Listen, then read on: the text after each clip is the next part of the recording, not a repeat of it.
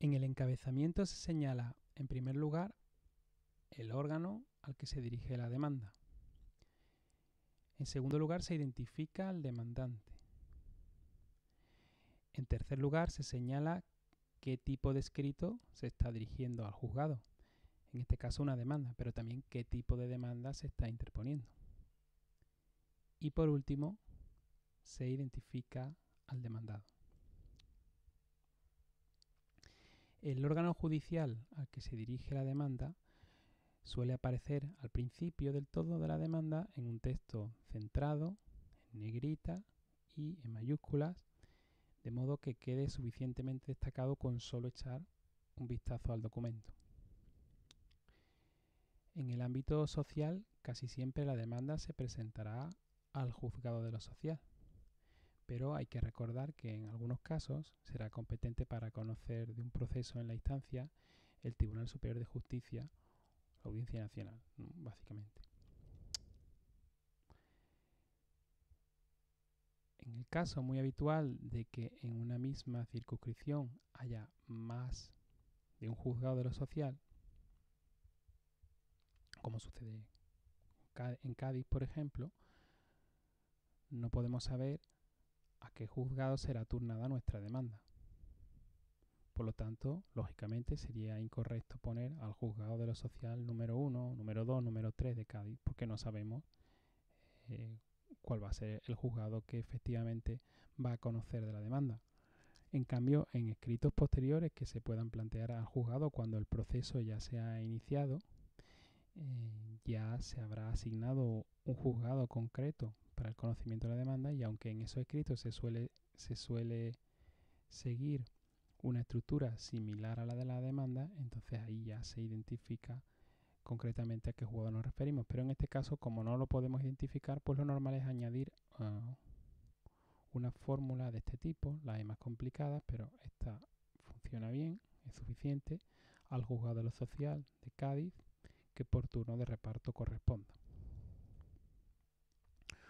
Una vez se ha identificado el órgano judicial, en el siguiente párrafo debería identificarse al demandante dando suficientes datos. En la jurisdicción social, lo más normal es que el demandante comparezca, es decir, se persone en el juzgado por sí mismo, sin ningún tipo de representación. Porque en este caso, en la jurisdicción social, no es obligatorio que el demandante sea representado por un procurador. Entonces, la persona que se identifica aquí no es el profesional que redacta el escrito, sino quien formalmente está planteando la demanda y que al final la firmará. El nombre y los apellidos se suelen poner así en negrita y en mayúscula, y también es necesario aportar el DNI o el NIE si es extranjero, y muy importante, el domicilio, que no necesariamente tiene que ser el domicilio donde vive, sino puede ser un domicilio a efectos de notificaciones que normalmente coincide con el despacho del profesional que realmente está asesorando al demandante en este proceso. Normalmente en escritos procesales y administrativos se hace también referencia a la mayoría de edad para decir simplemente, cuando el demandante es mayor de edad, como es normal o como es habitual, que tiene suficiente capacidad de obrar procesal como para comparecer en el proceso sin auxilio de otra persona. Entonces, una vez tenemos identificado al demandante, habría que pasar a decir qué escrito se está planteando al juzgado. Pues bien, para conectar unas ideas con otras, en la práctica forense se suelen utilizar fórmulas preestablecidas que sirven simplemente para no tener que estar pensando continuamente en qué conexiones se están utilizando para enlazar unos párrafos con otros. Entonces, Esta es muy habitual cuando una persona que se presenta ante el juzgado, no necesariamente físicamente, sino que se presenta al poner la demanda, ese aparecer en un proceso se llama comparecer o personarse. Pues entonces se dice: esta persona con DNI y tal, mayor de edad, con domicilio aquí, ante este juzgado comparezco y digo.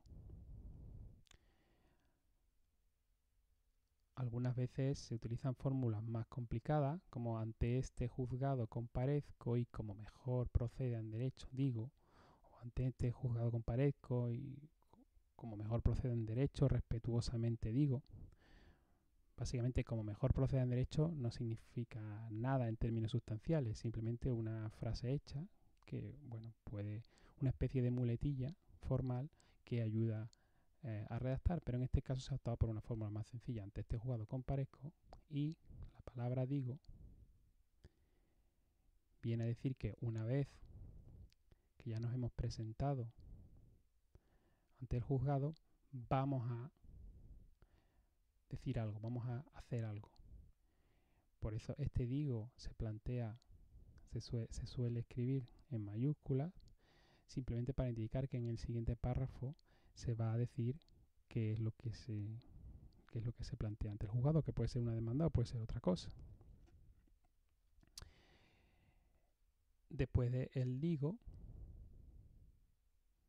por cierto, el digo puede estar en primera persona o también hay algunos profesionales que escriben: ante este juzgado comparece y dice en tercera persona. Bueno, pues se puede hacer de una manera o de otra, pero lo lógico es ser coherente con la opción que se haya tomado del principio. Si comparezco y digo, ya tengo que hablar en toda la demanda en primera persona. Después del digo, típicamente se empieza con la palabra que, y además se dice que mediante el presente escrito, y ahora se dice en qué consiste el escrito. Pues entonces, mediante el presente escrito, interpongo demanda. O si se quiere escribir más complicado, se puede decir: vengo a interponer demanda. Lo que pasa es que no basta con decir que se va a interponer una demanda, porque la ley reguladora de la jurisdicción social obliga a que se indique también la modalidad procesal por la que se pretende tramitar el procedimiento. Pues aquí sería la parte de la demanda en la que encajaría mejor colocar la modalidad procesal. Esta modalidad procesal se pone en mayúsculas y en negrita para que también de un vistazo rápido pueda identificarse cuál es la materia sobre la que trata la demanda, y esto facilita al personal que está trabajando en los juzgados al servicio de la Administración de Justicia, pues para que puedan archivarla en un sitio o en otro. Ciertamente, en el ámbito de la jurisdicción social es muy común que se acuda no al procedimiento ordinario, sino a modalidades especiales, porque hay algunas que son muy importantes, como las de despido o las de prestaciones de seguridad social. Pero si la demanda se plantea por el procedimiento ordinario, no es obligatorio, pero sí es conveniente especificar algo más en la materia sobre la que versa la reclamación, precisamente para facilitar su archivo y su gestión por parte del personal del juzgado. Por lo tanto, se podría decir demanda en reclamación de cantidad o demanda en reclamación de derecho, por ejemplo. En este caso es algo más complicado porque se pretende plantear una acumulación de pretensiones que aparentemente deberían ir por modalidades procesales distintas. Por lo tanto, se puede utilizar, por ejemplo, esta expresión: demanda, ejercicio de acción para impugnación de sanción impuesta por el empresario, esto es, impugnación de sanciones, a la que, y se añade aquí una breve referencia jurídica para justificar la acumulación, de acuerdo con lo dispuesto en el artículo tal, se acumulan pretensiones de tutela de los derechos fundamentales y libertades públicas. Muy bien, pues ya hemos identificado el órgano judicial, hemos dado suficientes datos del demandante, hemos dicho qué es lo que planteamos ante el juzgado, en este caso una demanda, y qué tipo de demanda, y para terminar el encabezamiento faltaría identificar quién es el demandado. En este caso es una empresa, por tanto se dice frente a la empresa. Y a la empresa también hay que identificarla muy bien, igual que al demandante. Por lo tanto hay que poner el nombre, en este caso el CIF porque es una persona jurídica, si se trata de una persona física pues el DNI, y también un domicilio que funcione a efectos de notificaciones. En este momento habríamos terminado ya con todos los datos necesarios para el encabezamiento y podemos utilizar una breve fórmula como esta fundamentada en base a los siguientes o simplemente en base a los siguientes y pasaríamos a la segunda parte de la demanda, que sería la enumeración de los hechos.